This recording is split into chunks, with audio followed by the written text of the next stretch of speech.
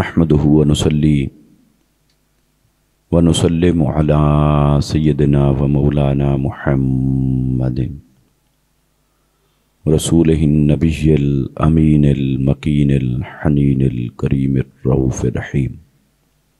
अम्मा बअदु फ़अऊज़ु बिल्लाहि मिनश शैतानिर रजीम। बिस्मिल्लाहिर रहमानिर रहीम।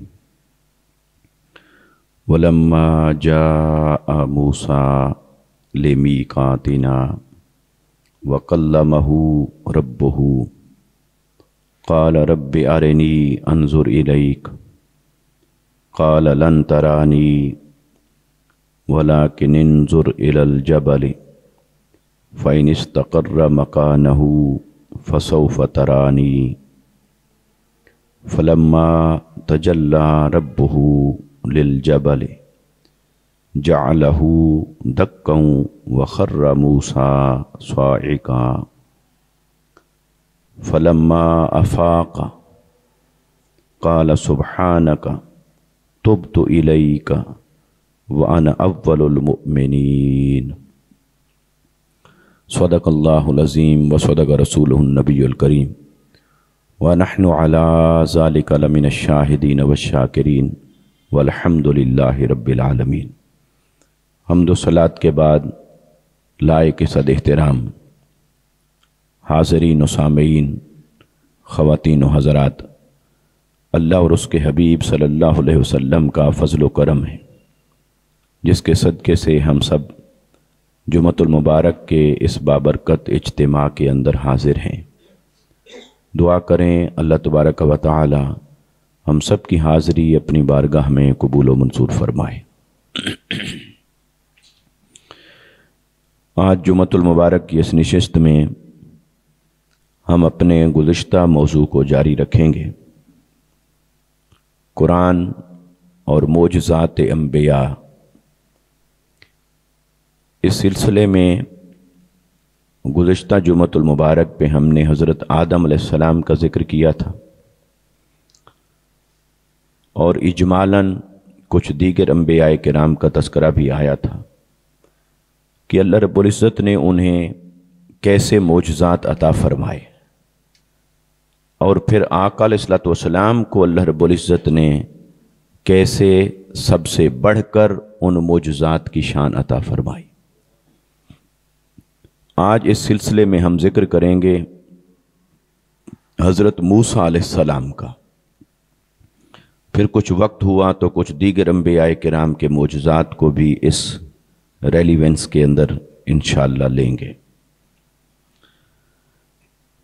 कुरान मजीद में अल्लाह रब्बुल इज़्ज़त ने साबका नबियों में से जिस नबी का सबसे ज़्यादा ज़िक्र फरमाया वो हज़रत मूसा अलैहिस्सलाम है और सबसे ज़्यादा जिस कौम का ज़िक्र फरमाया वो बनी इसराइल है। तो बनी इसराइल को बनी इसराइल कहते हैं हज़रत याकूब अलैहिस्सलाम की औलाद होने की वजह से, क्योंकि उनका लक़ब मुबारक था इसराइल। इसराइल का माना है अल्लाह का बंदा। तो उनकी जो औलाद हुई वो बनी इसराइल कहलाई। तो आपके 12 बेटे थे, उससे फिर 12 कबीले आगे चल के वजूद में आए। तो सबसे ज़्यादा ज़िक्र अल्लाह रब्बुल इज़्ज़त ने मूसा अलैहिस्सलाम का किया और कौमों में से सबसे ज़्यादा तज़किरा बनी इसराइल का हुआ। और अल्लाह रब्बुल इज़्ज़त ने बहुत सारे अंबिया किराम जो हज़रत इब्राहीम अलैहिस्सलाम की नस्ल मुबारक में भेजे, उनकी अक्सरियत जो है वो बनी इसराइल में आई। और इब्राहीम अलैहिस्सलाम के दूसरे बेटे हज़रत इस्माईल अलैहिस्सलाम, वहाँ से अल्लाह रब्बुल इज़्ज़त ने एक ही नबी की बेइज्जत फरमाई और वो आपके और हमारे प्यारे आका व मौला हज़रत मुहम्मद मुस्तफ़ा सल्लल्लाहु अलैहि वसल्लम है। और ये ऐसे ही लगता है, अब अगर कुरान मजीद का मुताला करें तो ऐसे ही लगता है کہ اللہ تعالیٰ نے حضرت ابراہیم علیہ السلام کی نسل مبارک کی جو 2 لڑیاں آگے بنائیں، تو ایک لڑی میں کثیر انبیاء اور ایک لڑی میں صرف محمد مصطفیٰ. تو ان تمام انبیاء کو اگر ایک پلڑے میں رکھیں اور دوسرے پلڑے میں محمد مصطفیٰ ہوں تب بھی آپ سب پر بھاری ہیں. اور ایک طرف ان تمام انبیاء کرام کے معجزات کو رکھیں اور دوسری طرف آقا علیہ السلام کے معجزات کو رکھیں تو آپ کے معجزات ان تمام انبیاء کرام کے معجزات پر بھاری ہیں. تو یوں اللہ رب العزت نے بنو اسماعیل کو یہ فضیلت عطا فرمائی. آقا علیہ السلام کی تشریف آوری سے ان کو یہ شرف بخشا کہ آقا علیہ السلام کو اللہ رب العزت نے خاتم الانبیاء اور سید الرسل بنایا. تو موسیٰ علیہ السلام کے ساتھ کثیر واقعات ہیں جو قرآن نے بیان کیے، اور اس تناظر میں جب ہم آقا علیہ السلام کے معجزات کو دیکھتے ہیں تو ایمان کو ایسی تقویت ملتی ہے کہ اللہ نے ہمارے جیسے گناہ گاروں کو کیسا نبی عطا فرمایا.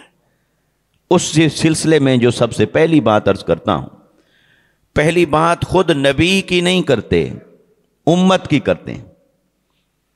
اللہ تعالیٰ نے جو امت موسیٰ علیہ السلام کو عطا فرمائی اور جو امت آقا علیہ السلام کو عطا فرمائی، اور جو ماننے والے حضرت موسیٰ علیہ السلام کے ہوئے، یعنی صحابہ کی بات ہو رہی ہے کہ آقا علیہ السلام کو ماننے والے صحابہ ہوئے اور حضرت موسیٰ علیہ السلام کو جو ماننے والے تھے وہ آپ کے صحابہ.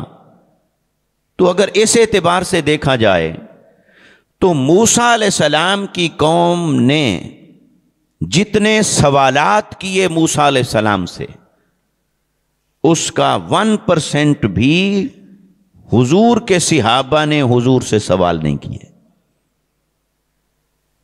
وہ بات بات پر سوال کرتے تھے، اور یہاں بس ایک بار آیت اتری، اللہ تبارک و تعالی نے فرمایا کہ اے ایمان والو تم زیادہ سوال نہ کیا کرو، سوال کے نتیجے میں جو کچھ تم جاننا چاہتے ہو وہ اللہ اور اس کے رسول کو معلوم ہے کہ ہم نے پہنچانا ہے، بس جو پہنچانا ہے وہ تم تک پہنچا دیا جائے گا. زیادہ سوال نہ کرو. سوال کرو گے تو اس کے جواب میں کوئی چیز آئے گی تو کوئی تم پر پابندی لگے گی، کوئی حکم ہوگا، کسی شے کو حلال کیا جائے گا، کسی کو حرام کیا جائے گا، تو وہ تمہارے اوپر احکام کا بوجھ بڑھتا چلا جائے گا. لہٰذا وہ سوالات کر کے جو تم اپنے تجسس کی تسکین کر رہے ہو وہ احکام کی ذمہ داریاں تمہارے اوپر بڑھا رہی ہے. لہٰذا تمہارے خاموش رہنے میں اللہ اور اس کے رسول صلی اللہ علیہ وسلم کا کرم چھپا ہوا ہے. تم چپ رہو، تمہیں پہنچا دیا جائے گا. تو پھر اس کے بعد حضور صلی اللہ علیہ وسلم سے صحابہ کرام عام طور پر سوال نہیں کرتے تھے. سوال تو کیے، سوال کرتے تھے، مگر کثرت سے سوال نہیں کرتے تھے. حتیٰ کہ پھر سوال کرنے کی نوبت یہ آ گئی تھی کہ جو ہر وقت آقا علیہ السلام کے ساتھ اٹھتے بیٹھتے تھے تو بے تکلفی تو ان کی زیادہ ہونی چاہیے تھی.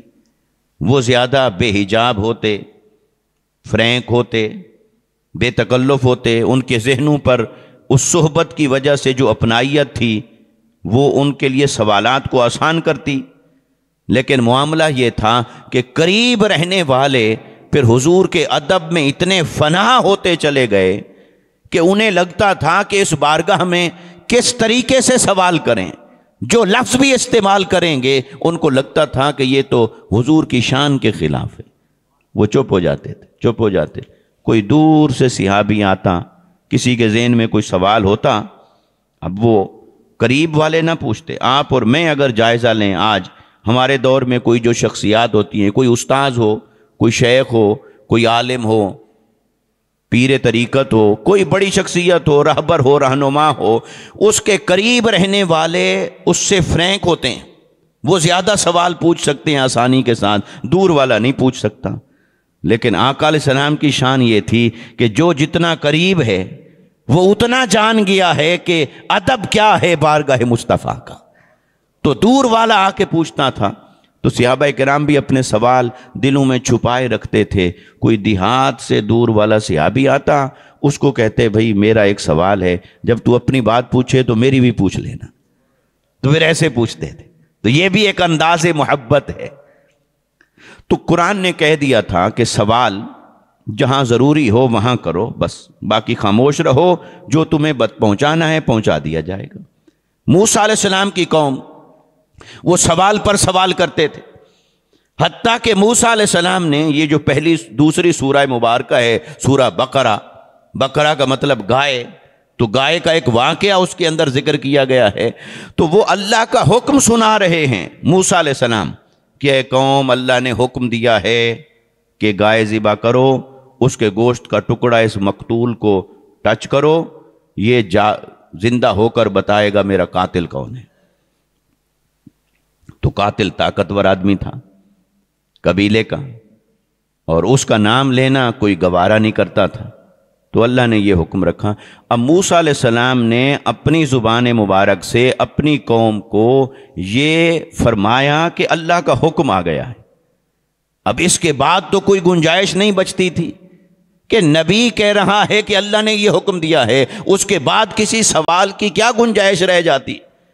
لیکن کہنے والا بھی نبی ہے اور وہ اپنی طرف سے بھی نہیں کہہ رہے، حالانکہ اپنی طرف سے بھی کہیں تب بھی اللہ کے حکم کے برابر ہے، لیکن وہ بتا رہے ہیں کہ اللہ نے فرمایا، پھر بھی وہ کہہ رہے ہیں نہیں موسیٰ علیہ السلام آپ ہمارے ساتھ لگتا ہے مذاق کر رہے ہیں، گائے ذبح کرنے سے کیا اس کا تک بنتا ہے؟ گائے ذبح کریں پھر وہ اٹھے گا پھر بتائے گا، آپ ایسے ہی کوئی تفتیش کریں۔ تو فرمایا نہیں اللہ کا حکم ہے۔ تو کہا اچھا گائے کیسی ہو، رنگ کیسا ہو، عمر کیا ہو، کیا اس کی خصوصیات ہوں؟ تو وہ اتنے سارے سوال انہوں نے کر لیے کہ ہر سوال کے بدلے میں جواب آتا تو شرطیں بڑھ جاتی، بھئی گائے ایسی ہونی چاہیے۔ اب پہلے تو جیسی بھی لے آتے، اب جو شرط آ گئی اب اسی طرح کی گائے لانی پڑے گی، پھر اور شرط آ گئی، پھر اور آ گئی اور آ گئی، حتیٰ کہ وہ ایسی گائے ہو گئی کہ جو اس معاشرے میں صرف ایک ہی بندے کے پاس تھی، اور اس کے پاس گئے تو اللہ نے اس کے دل میں ڈال دی بات، اس نے کہا جی میں اب سونے کے ساتھ تول کے اس کو بیچوں گا، لینی ہے تو لے جاؤ، نہیں لینی تو نہ لو۔ اب لینا تو ضروری تھا، تو پھر اللہ نے اس کو قیمت ادا کروائی اتنی بڑی۔ یہ قوم کے لیے سزا تھی ان کے سوالات کی، اور اس شخص کے لیے انعام تھا کہ وہ اپنے والدین کا فرما بردار تھا۔ اللہ نے اسے ایک ہی گائے سے اتنا ریوارڈ عطا فرما دیا، وہ اپنے والدین کا فرما بردار تھا، اس کی ایک ہی گائے اتنے میں بک گئی کہ شاید اس کی 7 نسلیں کھاتی رہی ہوں گی۔ تو یہ اللہ کا نظام ہے، اللہ کی حکمتیں۔ تو موسیٰ علیہ السلام کی قوم کثرت سے سوال کرنے والی تھی، لیکن آقا علیہ السلام کو جو اللہ رب العزت نے قوم عطا فرمائی، امت عطا فرمائی، وہ کثرت سے سوال کرنے والے نہیں تھے، وہ تسلیم و رضا کا پیکر تھے۔ بس وہ دیکھتے رہتے تھے کہ حضور نے کیا فرمایا اور کیا کیا، بس جو کیا وہ بھی کرتے تھے، جو فرمایا وہ بھی کرتے تھے۔ سمعنا واطعنا، قرآن نے کہا مومنین کی شان یہ ہے، وہ کہتے ہیں ہم نے سنا اور ہم نے عمل کیا، اور سننے اور عمل کرنے کے درمیان سمجھنا بھی ہوتا ہے۔ سنیں گے سمجھیں گے تو عمل کریں گے، سمجھے بغیر تو عمل نہیں ہوتا۔ کوئی آدمی بھی سنے گا، یہ پہلا سٹیپ ہے، سننے کے بعد وہ اسے سمجھے گا پھر عمل کرے گا۔ تو قرآن نے کہا کہ یہ مومنین کی شان یہ ہو گئی ہے، وہ کہتے ہیں ہم نے سنا اور ہم نے عمل کیا، گویا انہوں نے درمیان سے سمجھ کو نکال ہی دیا کہ جب اللہ اور اس کے رسول کا حکم آ گیا وہاں اپنی عقل کیا لڑانی۔ ہاں عقل حکم کو سمجھنے میں تو لگائی جا سکتی ہے اگر سمجھ نہ آ رہا ہو، لیکن اگر سمجھ آ گیا ہے تو پھر سوال نہیں، وہ موسیٰ علیہ السلام کی قوم کی طرح۔ تو موسیٰ علیہ السلام نے اپنی قوم کو توحید کا، اللہ کی وحدانیت کا سبق پڑھایا، لیکن اللہ نے انہیں 40 راتوں کے لیے بلایا۔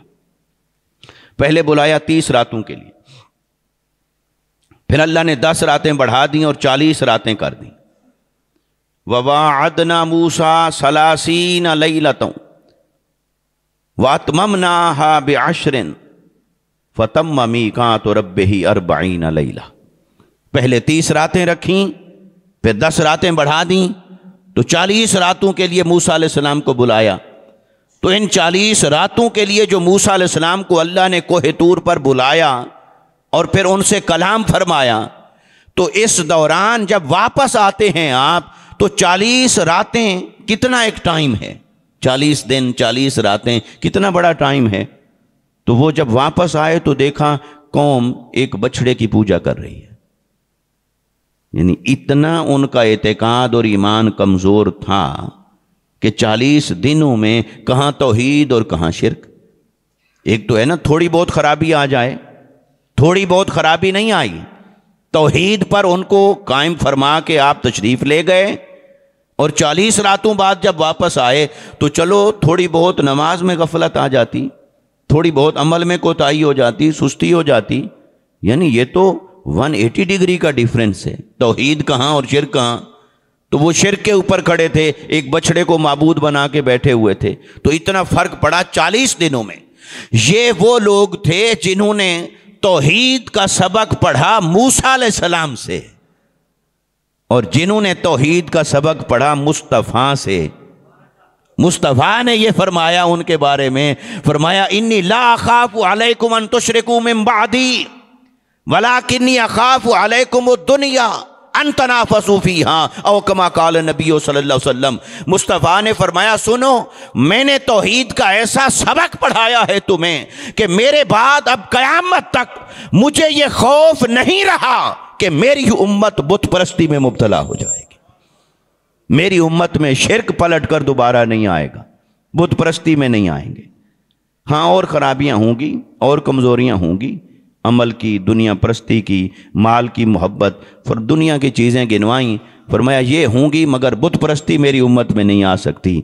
تو یہاں سے صرف میں ایک فرق آپ کے سامنے رکھنا چاہتا تھا کہ صرف یہ نہیں کہ اللہ نے جو شان موسیٰ علیہ السلام کو عطا فرمائی اس سے آقا علیہ السلام کی شان کو بلند فرمایا، صرف نبی کی ذات کی بات نہیں بلکہ اس نبی کو جو امت عطا فرمائی، جو ماننے والے عطا فرمائے، پھر جو ماننے والے رب نے مصطفیٰ کو عطا فرمائے، جب ان کا بھی آپ موازنہ کریں گے تو اللہ نے ان کے ماننے والوں کو اتنا کمزور بنایا کہ 40 دن میں توحید ہاتھ سے جاتی رہی، اور مصطفیٰ سے جنہوں نے صحبت پائی، جنہوں نے توحید کا سبق اخذ کیا اور دین کو سمجھا مصطفیٰ سے، تو حضور کے ماننے والوں کا عالم یہ ہے، فرمایا اب قیامت تک یہ سبق توحید کا نہیں بھلایا جا سکتا۔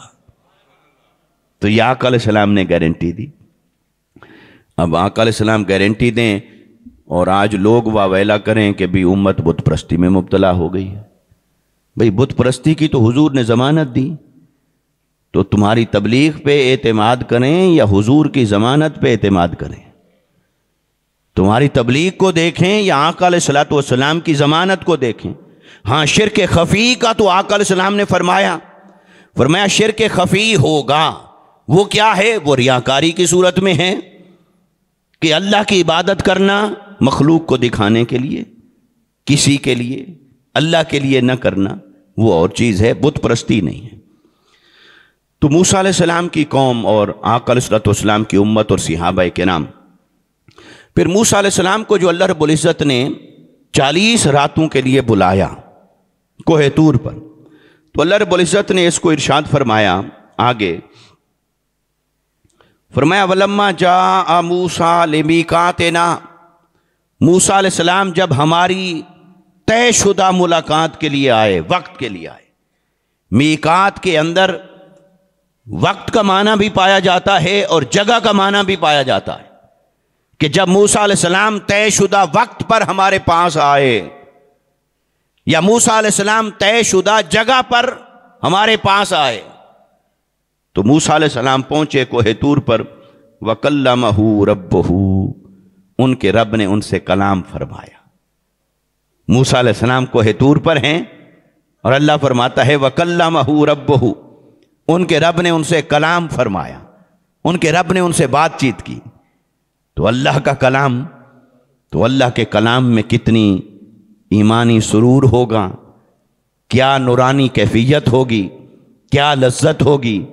محبوب کسی سے کلام کرے اور وہ جو سراپا نور ہے اور وہ کلام کر رہا ہے موسیٰ علیہ السلام سے، اور سوال ہوتے ہیں جواب ہوتے ہیں، بات چیت ہو رہی ہے، سوال جواب ہو رہے ہیں، بات چیت ہو رہی ہے، براہ راست کلام کر رہے ہیں، تو یہ کیسے ہو سکتا تھا کہ اس محبوب کا کوئی کلام تو سنے مگر اس کے کلمات ایسا رس نہ گھول دیں کہ محبوب کے دیدار کی طلب پیدا ہو جائے؟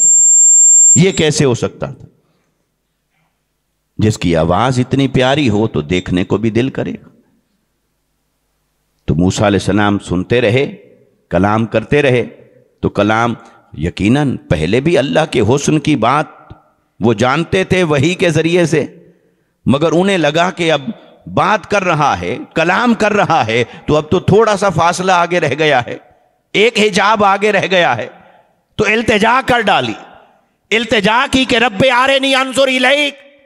کلام سنتے سنتے جب دل میں عشق الہی کا بھانبڑ مچا، محبت الہی موجزن ہوئی، تو موسیٰ علیہ السلام کا ضبط نہ رہا، کلام سن کر وہ تمنا جاگ اٹھی، وہ آرزو جاگ اٹھی، عرض کی کہ باری تعالیٰ تیرا کلام اتنا حسین ہے تو تیرے حسن کا عالم کیا ہوگا؟ عرض کی رب آرنی انظر الیک، اے میرے رب اپنا آپ دکھا، میں دیکھنا چاہتا ہوں۔ آرنی انظر الیک، اپنا آپ دکھا، میں دیکھنا چاہتا ہوں۔ تو یہ التجا کی۔ اب یہاں سے جو جواب کیا آیا اس کی بات ہم بعد میں کرتے ہیں۔ یہاں سے جو سب سے پہلا نقطہ سمجھنے والا ہے وہ یہ کہ نبی کبھی بھی کوئی ایسا سوال نہیں کرتا اللہ کی بارگاہ میں جو ناممکن ہو۔ نبی کبھی ایسا سوال اللہ کی بارگاہ میں نہیں کرتا کیونکہ نبی کو توحید کی معرفت ہے، نبی تو توحید پڑھانے کے لیے آیا ہے۔ تو توحید کا معنی کیا ہے؟ اللہ کی ذات اور صفات، تو اللہ کی ذات اور صفات کا تو سبق دینے کے لیے آئے۔ تو نبی جب توحید کا استاذ ہے، پڑھانے والا ہے، معلم ہے، تو اللہ کی ذات کو بھی جانتا ہے، صفات کو بھی جانتا ہے، تو کسی لمحے یہ نہیں ہوتا کہ وہ نبی ہو کر اللہ کی کسی شان کے بارے میں غافل ہو اور اسے پتہ نہ ہو کہ اللہ کی ایسی شان ہے یا ایسی شان نہیں، یہ ممکن ہے اور یہ ممکن نہیں۔ اس لیے یہاں سے ہمارے اکثر مفسرین نے اس نقطے کا استدلال کیا ہے کہ اس سے پتہ چلا کہ اللہ کی رؤیت ممکن ہے۔ اگر اسے دیکھنا ممکن ہی نہ ہوتا تو پھر نبی یہ سوال نہ کرتا۔ ان کے ساتھ کیا ہوا وہ بعد کی بات ہے، ان کے ساتھ کیا ہوا یہ بعد کا معاملہ ہے، لیکن وہ جو سوال نبی کی زبان پر آیا تھا، اگر معاذ اللہ اللہ کو دیکھنا ناممکن ہے اور کوئی ایسا عقیدہ رکھے تو گمراہ ہے، اگر کوئی کہے بھی کوئی ایسا عقیدہ رکھے کہ اللہ کو دیکھا جا سکتا ہے تو وہ گمراہ ہے، تو کیا معاذ اللہ نبی کا عقیدہ ایسا تھا؟ تو نبی کا سوال، تو وہ موسیٰ علیہ السلام کا سوال اس بات کی دلیل ہے کہ اللہ کو دیکھا جا سکتا ہے۔ ہاں یہ اس دیکھنے کی بات بھی نہیں جو جنت میں ہوگا، وہ جو جنت میں دیکھنا ہوگا وہ تو اللہ اہل ایمان کو بھی عطا فرمائے گا۔ وہ تو حدیث مبارکہ ہے کہ جب اللہ رب العزت جنتیوں کو جنت میں بھیج دے گا اور جنتی جنت میں پہنچ جائیں گے اور ہر کوئی خوش ہوگا، ان کو محلات مل گئے، نہریں مل گئیں، حوریں مل گئیں، غلمان مل گئے، باغات ہیں، بازاریں ہیں، جنت میں بہت کچھ ہے۔ اس پر انشاءاللہ کسی وقت میں موضوع رکھوں گا، اس کے بارے میں بہت ساری غلط فہمیاں اور فتنے لوگ پھیلاتے رہتے ہیں۔ تو جنت میں کیا ہے؟ تو اللہ رب العزت نے جنت ایسے تو نہیں اس نے قرآن میں جا بجا ہر دوسری لائن میں جنت کا ذکر کر دیا کہ اے ایمان والو تمہیں جنت عطا کروں گا۔ تو اگر جنت کچھ بھی نہ ہو، اس کی کوئی اہمیت نہ ہو، تو پھر تو اللہ تعالیٰ جس کی اہمیت جتا رہا ہے پھر تو وہ اللہ کی ذات پر اعتراض ہے۔ کیا وہ ایسی شے کی تعریفیں کیے جا رہا ہے جو شے کسی کام کی ہے ہی نہیں، یا اس میں کچھ ایسی شے ہے ہی نہیں؟ تو یہ جو صوفیاء اور عاشق لوگوں کی بات الگ ہوتی ہے جن کا ہم ذکر ابھی کر رہے ہیں، مگر ہر آدمی اٹھ کے جنت کو تنقید کرنا شروع کر دے، جنت کیا ہے میرے لیے، جنت کچھ بھی نہیں، جنت کچھ بھی نہیں، اور جنت ایسا بیان کرنے لگ جائے کہ جس سے جنت کی شان، اس کی توقیر، اس کی اہمیت کم ہو رہی ہو، تو یہ ان کو تو اجازت ہے جو عشق میں اس اعلیٰ درجے پر ہوں، لیکن عام آدمی تو جنت، جس کو جنت ملنی نہیں وہ کہے میں نے جنت لینی نہیں، جس کا جنت ملنا نہ ملنا ابھی امکان اور امید کے درجے پر کھڑا ہے، کوئی یقین نہیں، کیونکہ نہ ایسے عمل ہیں نہ ایسا کردار ہے، تو وہ کہے جی نہیں جی مجھے جنت نہیں چاہیے۔ ایسی بہت ساری چیزیں ہمارے معاشرے میں بڑھتی جا رہی ہیں۔ وہ کسی ایک کا قول ہوتا ہے، وہ اس کے اپنے مقام کے مطابق ہوتا ہے، ہم پھر اسے جنرلائز کر دیتے ہیں، پھر ہر کوئی ایسا بننے لگ جاتا ہے، تو ہر کوئی تو ایسا نہیں بن سکتا، اس لیے مقام کی بات ہے۔ تو اللہ رب العزت نے جنت جس کا تذکرہ فرمایا، تو وہ جنت اتنی حسین ہے، نعمتوں کا مرکز ہے، تو جب اللہ پاک عطا فرما دے گا تو جنتی جنت میں خوش ہو جائیں گے۔ مگر ایک طبقہ وہ ہوگا جو جنت میں بیٹھا ہوگا مگر وہ پریشان ہوگا، وہ اداس ہوگا، چلو پریشان نہیں کہتے، وہ اداس ہوگا جنت کے اندر، جنت میں بیٹھا ہے لیکن اداس ہے۔ اللہ رب العزت فرمائے گا کہ اے میرے بندو ذرا بتاؤ، کیا تمہارا میری جنت میں دل نہیں لگا؟ میں نے اتنی نعمتیں تمہارے لیے تیار کروائیں، کتنا اہتمام ہوا، کیسی زینت اور زیبائش ہوئی، کیسی آرائش کی گئی، کیسے سجایا گیا، کیسا تمہارا استقبال ہوا۔ یہ جنت جو سراپا نور ہے، میرے انعامات کی جگہ ہے، تمہارا کیا اس جنت میں دل نہیں لگا؟ ورز کریں گے باری تعالیٰ جو جنت میں خوش ہیں ان کو جنت دے، لیکن ہم نے وہ جو دنیا میں محنت کی، مشقت کی، ریاضت کی، راتوں کو جاگے، نیندیں قربان کی، رشتے چھوڑے، ناتے چھوڑے، کبھی اولاد ناراض، رشتہ دار ناراض، سب چھوڑ گئے، تیر و تلوار چلے، جسم چر گیا، قربانیاں دیں، تپتی ریت پہ تھے اور لٹایا گیا، تو وہ جو کچھ ہم نے کیا وہ ہم نے اس کے لیے نہیں کیا تھا، وہ تو ہم ان جنتوں کے لیے نہیں کرتے تھے۔ جنت تو تیرا انعام ہے سر آنکھوں پر، مگر وہ جو ہماری خواہش تھی، جو ہماری تڑپ تھی، وہ جنت کو پانا نہیں تھا، وہ تو جنت والے کو پانا تھا، وہ تو تیری آرزو میں ہم آئے۔ تو اللہ پاک ان سے پوچھے گا اچھا میں نے یہ تو وعدہ کیا تھا کہ جنت میں تم جو بھی چاہو گے میں پورا کروں گا، یہ اللہ کا وعدہ ہے کہ جنتی جو چاہے گا اللہ اس کی چاہت کو پورا کرے گا۔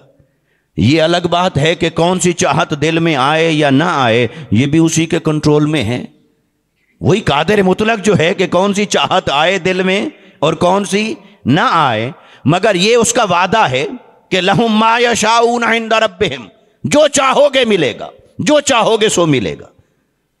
تو اب انہوں نے کہا کہ ہم تو تیرا دیدار چاہتے ہیں، تو اللہ پاک فرمائے گا فرشتوں کو جلال کے ساتھ، فرمائے گا کہ اے فرشتو میرے ان بندوں کی اداسی مجھ سے نہیں دیکھی جاتی، میرا وعدہ ہے کہ میں تمہیں جو چاہو گے تمہیں دوں گا، اور یہ اپنے بات میں، اپنی آرزو اور تمنا میں حق بجانب ہیں۔ انہوں نے دنیا میں تھوڑی تکلیفیں نہیں اٹھائیں میری محبت میں، انہوں نے میری اطاعت اور فرما برداری کے اندر کوئی تھوڑی تکلیفیں نہیں دیکھیں، لہٰذا ان کے لیے میرے دیدار کا اہتمام کیا جائے۔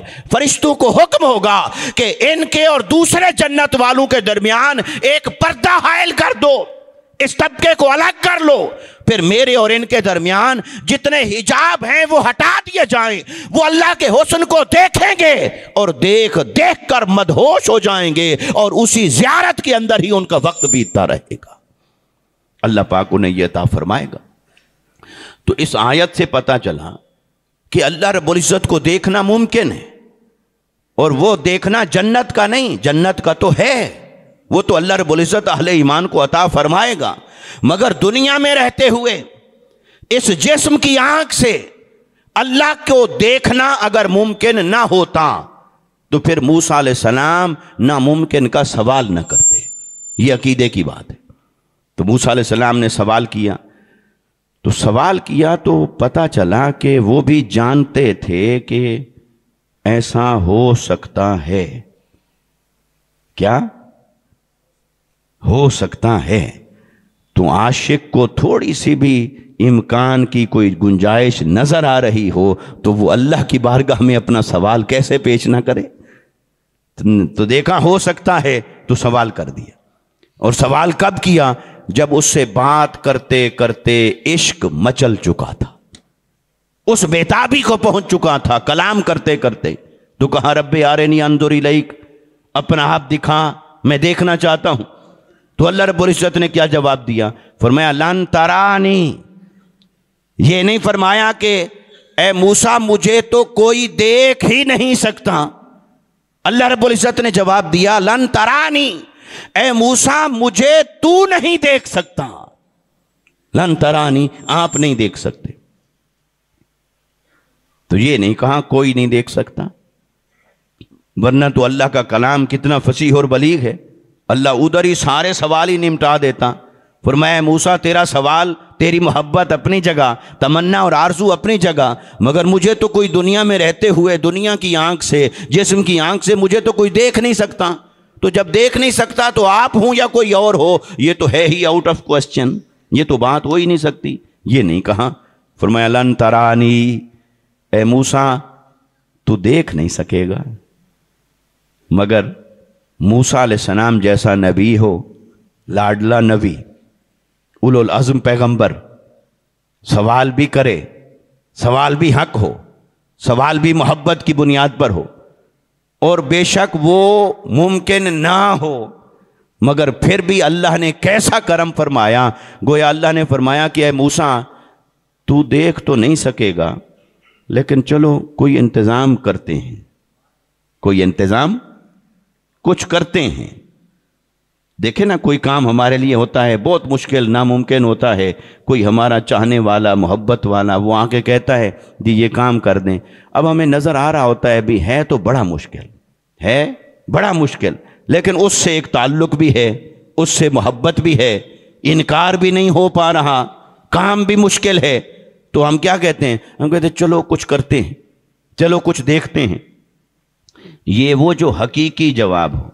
آج کل تو یہ ہمارا سٹائل ہو گیا نا کہ ہم کسی کا بھی کام نہیں کرنا چاہتے، جو بھی آ جائے اس کو کوئی سیدھا جواب نہیں دینا، اور بھی یہ سب کو یہی جواب دینا ہے چلو جی دیکھتے ہیں، کچھ کرتے ہیں. اور معنی یہ ہوتا ہے کہ ابھی ٹل گیا، بعد میں تو کون اور میں کون. یہ وہ بات میں نہیں کر رہا، یہ تو ہماری ہو گئی ہے. حقیقی بات کیا ہے کہ جہاں دل کرے کہ اس کے لیے کچھ کریں اور وہ ناممکن ہو، اس میں رکاوٹیں ہوں، مشکلات ہوں، تو بندہ اسے انکار نہیں کر سکتا. وہ کہتے ہیں اچھا کچھ کرتے ہیں، دیکھتے ہیں. تو بلا تشبیہ اور بلا مثال دنیا کی بات کو آپ یہیں چھوڑ دیں تو موسیٰ علیہ السلام اللہ کے نبی ہیں، پیغمبر ہیں، اس کی محبت میں دیوانے ہیں، اور لاڈلے نبی بھی ہیں، اور التجا کرتے ہیں. کلام سنتے سنتے التجا کی رب ارنی انظر الیک، اپنا آپ دکھا، میں تجھے دیکھنا چاہتا ہوں. قال لن ترانی، اے موسیٰ تو نہیں دیکھ سکتا. چلو کچھ کرتے ہیں. اس کا اللہ نے کیا فرمایا؟ فرمایا ولکن انظر الی الجبل، اے موسیٰ ایسا کر کے آپ اس پہاڑ کی طرف دیکھیں. یہ جو پہاڑ ہے جس پر آپ تشریف فرما ہیں، آپ ڈائریکٹ میری طرف نہ دیکھیں، براہ راست مجھے دیکھنا. تیری آنکھ کی تاب میں نہیں، تیری آنکھ میں تاب و توانائی نہیں کہ تو براہ راست مجھے دیکھے. چلو کچھ انتظام کرتے ہیں، ہلکا پھلکا صحیح، آپ کے حسب مقام صحیح، کوئی انتظام کرتے ہیں اس کا. وہ یہ کہ آپ دیکھیں اس پہاڑ کو، اور میں اس پہاڑ کو بناتا ہوں آئینہ، اس پہاڑ کو آئینہ بناتا ہوں، اور آپ اس پہاڑ کی طرف دیکھیں، اور پہاڑ کی طرف دیکھیں. پھر فرمایا فَإِنِ اسْتَقَرَّ مَكَانَهُ، اگر یہ پہاڑ اپنی جگہ پہ قائم رہا تو وہ ایک لمحہ ہی صحیح ضرور آپ کو میرے حسن کی جھلک نظر آ جائے گی. بس یہ پہاڑ اگر برداشت کر گیا، پورا نہیں کر سکے گا، مگر ایک لمحہ وہ جو تجلی پڑے گی، ایک لمحہ تو ہوگا. فرمایا وہ جو ایک لمحہ ہوگا، بس وہ ایک لمحہ بھی کافی ہے. تو اللہ نے فرمایا کہ ایسا کریں. فلما تجلی ربہ للجبل، تو اللہ رب العزت نے جب تجلی ڈالی پھر پہاڑ کے اوپر، پہاڑ پر تجلی ڈالی، جعلہ دکا، تو پہاڑ پر جلوہ فرمایا تو پہاڑ ریزہ ریزہ ہو گیا، وہ ٹوٹ گیا، وہ اپنی جگہ پر قائم نہ رہ سکا. یہ اللہ رب العزت کے حسن کی تجلی تھی، یہ اس کے نور کی تجلی تھی۔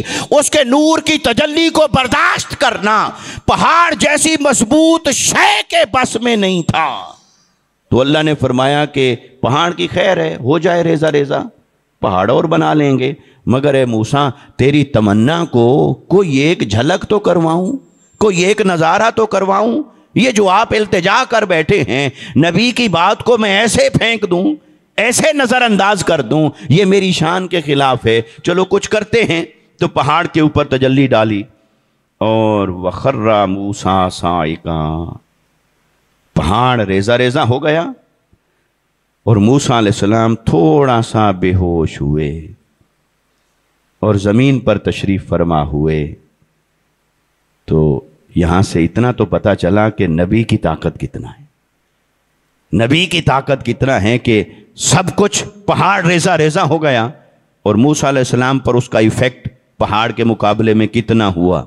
تو اتنا ہوا فَلَمَّا أَفَاقَ، پھر جب موسیٰ علیہ السلام کو افاقہ ہوا جب موسیٰ علیہ السلام یعنی اس کیفیت سے نکلے، افاقہ ہوا مطلب اس کیفیت سے نکلے، قال سبحانک، کہاں واہ کیا شان ہے تیری، پاک ہے تو، پاک ہے تیری ذات، پاک ہے تیری ذات۔ گویا سبحان اللہ کہا۔ وہ جتنی بھی جھلک نظر آئی تھی اس نظارے پر موسیٰ علیہ السلام نے یہ کہا سبحانک، تو کتنا پاک ہے، کتنا تسبیح والا ہے، عظمت والا ہے، کیا شان ہے تیری۔ سو سبحان اللہ کہہ کر پھر فرمایا تبت الیک، میں تیری طرف توبہ کرتا ہوں، میں تیری طرف۔ اب توبہ اس کے پیچھے کیا معاذ اللہ کوئی گناہ تو تھا نہیں، تو گناہ تو تھا نہیں، تو کہہ رہے ہیں توبہ کرتا ہوں۔ تو توبہ کیوں؟ یہ توبہ اللہ کو پسند بڑی ہے، وہ کہتا ہے نیکی کرو پھر بھی توبہ کر لو۔ اب یہ سچی عشق والی تمنا تھی، پھر بھی توبہ کر رہے ہیں کہ باری تعالیٰ تو نے میری خاطر اتنا کیا، یہ مقام بندگی ہے، یہ مقام عاجزی ہے۔ ہم تو چونکہ ہم امتی ہونے کے ناطے تو ہر نبی کے بارے میں یہی عقیدہ رکھتے ہیں کہ نبی کی شان بلند ہے، تو موسیٰ علیہ السلام کی شان بلند ہے، موسیٰ علیہ السلام بھی ہمارے لیے معتبر ہیں، ہمارا ایمان ہے ان کی عزت پر، ان کے مقام اور مرتبے پر۔ مگر ہمارے اعتبار سے تو موسیٰ علیہ السلام کی شان اور عظمت ہے، لیکن موسیٰ علیہ السلام اپنی عاجزی کا اظہار کر رہے ہیں کہ باری تعالیٰ وہ جو میں کہہ بیٹھا تھا، وہ جو محبت میں ضبط نہ رہا اور تیری بارگاہ میں ایک التجا کر بیٹھا کہ اپنا آپ دکھا، اب تو نے میری بات کو ٹالا تو نہیں، کچھ انتظام تو کیا، پہاڑ ریزہ ریزہ ہو گیا، مجھ پر بھی کیفیت طاری ہوئی، تو جیسے میں دیکھنا چاہتا تھا ویسے تو نہیں دیکھ سکا، چلو ایک جھلک ہی صحیح، ایک جھلک ہی صحیح، تو یہ بھی تیرا کرم ہے، یہ بھی تیری عطا ہے کہ ایک جھلک ہی صحیح تو نے عطا فرما دی۔ تو تبت الیک، میں تیری بارگاہ میں توبہ کرتا ہوں، وَأَنَا أَوَّلُ الْمُؤْمِنِينَ، اور اب میں سب سے پہلے ایمان لاتا ہوں۔ تو کیا موسیٰ علیہ السلام کا پہلے ایمان نہیں تھا؟ ایمان تو تھا، وہ تو ایمان دینے والے، اب فرما رہے ہیں میں توبہ کرتا ہوں۔ تو اب کوئی آقا علیہ السلام استغفار کریں تو کوئی وہاں یہ معنی نہ نکالے کہ پھر معاذ اللہ نبی سے گناہ ہو سکتا ہے، خطا ہو سکتی ہے، نہیں ہو سکتی، وہ معصوم ہے، ان سے نہیں ہو سکتی، مگر وہ جو اپنے مقام بندگی پر یہ اظہار کر رہے ہیں یہ اللہ کو اپنی عاجزی پیش کر رہے ہوتے ہیں۔ تو عرض کی کہ بس میں مانتا ہوں، ان اول المؤمنین کا معنی یہ ہے میں مانتا ہوں، میں مان گیا، یا یوں معنی کریں بے ساختگی کے اندر یہ معنی کریں کہ وہ جو جھلک دیکھی اور اپنی کیفیت کو بھی دیکھا تو کہا کہ باری تعالیٰ بس جو کہہ بیٹھا تھا اس کی معافی، میں مان گیا، انا اول المؤمنین، میں مان گیا، یہ بات کی۔ قال یا موسیٰ ان اصطفیتک علی الناس برسالاتی و بکلامی فخذ ما آتیتک وکن من الشاکرین۔ تو پھر کہا کہ اے موسیٰ ٹھیک ہے، اب میں نے تجھے سارے انسانوں پر چن لیا ہے، میں نے تجھے چن لیا ہے، اب تو چنا ہوا ہے، اور آپ کو اپنی رسالت کے لیے چنا، اپنے کلام کے لیے چنا، اب اس کتاب کو آپ پکڑ لیجئے اور اللہ کا شکر ادا کرنے والوں میں سے ہو جائیے۔ تو یہ موسیٰ علیہ السلام کا وہ واقعہ ہے جہاں انہوں نے اللہ سے کلام کرتے کرتے ان 40 راتوں میں یہ التجا پیش کی کہ میں تجھے دیکھنا چاہتا ہوں، اور اللہ رب العزت نے جواب میں یہ عطا فرمایا۔